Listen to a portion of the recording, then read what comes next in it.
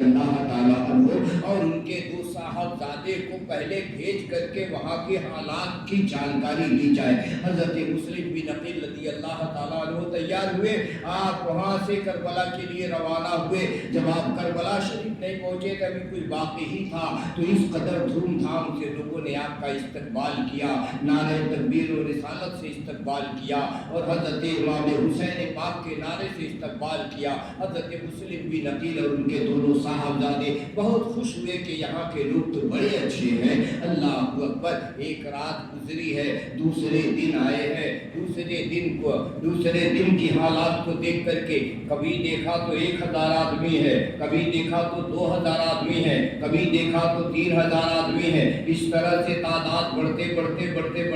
بے انتہا لوگ آ گئے، آپ کے دامن سے مرید ہو گئے، آپ کے ہاتھوں پہ بیعت حاصل کر لیتے ہیں، سب آپ کو اپنا کہنے لگتے ہیں اور کہتے ہیں کہ یا اگر مسلم بن عقیل اگر آپ کے بجائے حسین آئے ہوتے تو پورا کوفہ ٹوٹ کر کے ان سے بیعت ہو گیا ہوتا۔ ان کے ہاتھوں پہ سب اسلام مذہب کے تعلیمات کو قبول فرما لیتے۔ اللہ کے نیک بندو حضرت مسلم بن عقیل نے بھی سوچا کہ ابھی تو میرے ساتھ یہ معاملہ ہے، اگر حسین آئیں گے تو یقیناً اور بڑھ چڑھ کے لوگ حصہ لیں گے، اس لیے آپ نے بیٹھ کر کے خط لکھا حضرت حسین پاک کے نام، اور خط لکھ کر کے کہا کہ لے جاؤ میرے حسین کو، میرے بڑے بھائی حسین کو یہ خط دے دینا، اور دے کر کے کہنا کہ آپ جلد سے جلد کوفہ تشریف لے جائے، وہاں سارا معاملہ ٹھیک ٹھاک ہے، وہاں کے سارے لوگ آپ کے منتظر ہیں۔ اللہ اکبر۔ جیسے ہی قاصد لے کر کے خط چلا ہے، ابھی وادی کوفہ سے کچھ دور نکلا ہوگا، رویہ بدل گیا، طریقہ بدل گیا، جو لوگ لاکھوں کی تعداد میں لوگ جمع ہوئے تھے دھیرے دھیرے رفتہ کم ہونے لگے۔ ایک وقت کی نماز میں آدھے لوگ ہو گئے، دوسرے وقت کی نماز میں ایک حصہ لوگ رہ گئے، اور تیسرے وقت کی نماز میں کوئی نہ رہا۔ حضرت مسلم بن عقیل طرح ہو گئے، تب افسوس کرنے لگے، یا اللہ میں نے کیا کر دیا؟ اس بات کا غم نہیں کہ مسلم بن عقیل کو شہید کر دیا جائے گا، اس بات کا غم ہے کہ میں نے حسین پاک کو کیوں دعوت دے دیا۔ حضرت حسین پاک رضی اللہ تعالیٰ عنہ کے لیے آپ کو فکر ہو گئی، کاش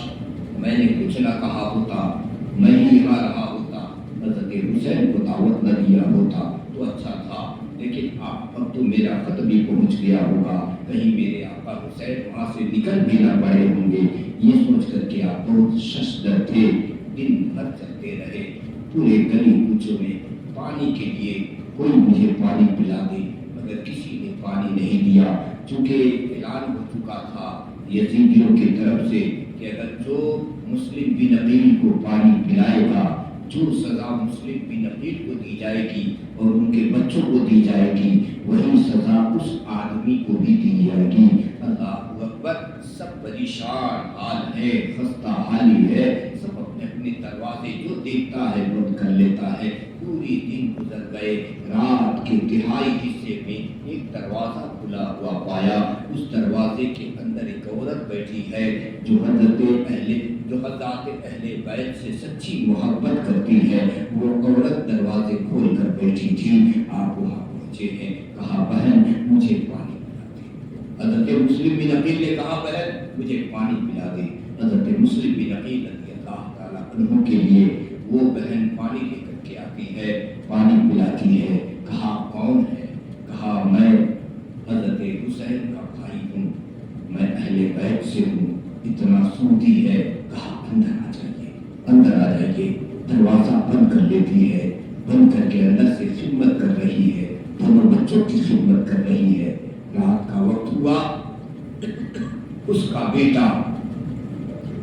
ظالموں کے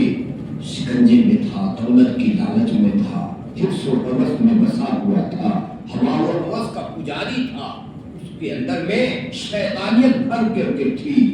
رات کے حصے میں جب وہ گھر آیا، دروازہ کھٹکھٹایا، ماں نے دروازہ کھولا۔ ایک گھر میں ان دونوں کو چھپا کے رکھے ہیں، ایک گھر میں حضرت مسلم بن عقیل کو رکھے ہیں۔ بیٹا گھر آیا، کہا آج اللہ نے میرے گھر رضامندی کے نعمت بھیجے ہیں، اور میں اس نعمت کو لے کر کے اللہ کی بارگاہ میں شکریہ ادا کر رہی ہوں۔ میرے لال آپ بھی فیض حاصل کر لو۔ بیٹے نے کہا کیا بات ہے؟ کہا میں نے آج اہل بیت میں سے ایک افراد حضرت مسلم بن عقیل کو اور ان کے 2 بچوں کو پائی ہوں، میں انہی کی آب و بھگت میں لگی ہوں، انہی کی خدمت میں لگی ہوں۔ میرے لال آپ بھی قربان ہو جاؤ، آپ بھی شیدا ہو جاؤ، یہ اہل بیت ہیں، اگر یہ راضی ہو گئے تو اللہ راضی ہو جائے گا، یہ راضی ہو گئے تو رسول اللہ راضی ہو جائیں گے۔ ماں کہہ رہی ہے اور بیٹا اپنے اندر خوشی محسوس کر رہا ہے، جن کی تلاش میں رات بھر پھرتا رہا وہ کہیں نہ ملا، میرے گھر میں ملا، صبح ہوتے ہی خبر دے دوں گا عمر بن سعد کو کہ لے جاؤ انہیں اور انعام مجھے دے دو۔ اللہ اکبر۔ وہ شخص رات گزرنے کا انتظار کرتا رہا، صبح ہوتے ہی گیا اور جا کر کے کہا جلدی سے فوج بھیجو اور بھیج کر کے انہیں گرفتار کر لو اور گرفتار کر کے میرا انعام میرے حوالے کر دو۔ یہ کہہ کر کے وہ آدمی آیا اور ادھر فوج آ گئی اور گھسیٹ کر کے حضرت مسلم بن عقیل کو اور ان کے 2 صاحبزادوں کو لے گئے۔ ظالم کب رعایت کرنے والے ہیں، ظالم کب آپ کے ساتھ بھلا کرنے والے ہیں، ظالم آپ پر کب رحم کھانے والے ہیں، ظالم کا کام ظلم کرنا ہے، وہ تو ظالم ہی تھے۔ سب کے سب وہاں پہ لے کر کے گئے اور مسلم بن عقیل سے کہا کیا ضرورت ہے آپ کو اپنی جان گنوانے کی، اب تو حسین آ رہے ہیں، اب بھی وقت ہے، آپ یزید کی بیعت قبول کر لیجئے، اگر آپ یزید کی بیعت قبول کر لیتے ہیں تو آپ کو مال و زر سے بھی نوازا جائے گا، تخت و تاج بھی آپ کے حوالے کیا جائے گا، آپ کو کسی طرح کی تکلیف نہیں دی جائے گی، کھانا بھی دیا جائے گا، پانی بھی دیا جائے گا، ہر چیز سے آپ کو شرابور کیا جائے گا۔ لیکن اللہ کے نیک بندو حضرت مسلم بن عقیل رضی اللہ تعالیٰ عنہ نے کہا کہ سب کچھ ہو جائے اس کی مجھے پرواہ نہیں ہے، دولت جا رہی ہے مجھے پرواہ نہیں ہے، عصمت جا رہی ہے مجھے پرواہ نہیں ہے، یہ حکومت چلی جائے مجھے پرواہ نہیں ہے، مگر سن نہ لائے تو لالچ دے کر کے اہل بیت کو نہیں پھسلا سکتا، اہل بیت کو نہیں بہکا سکتا،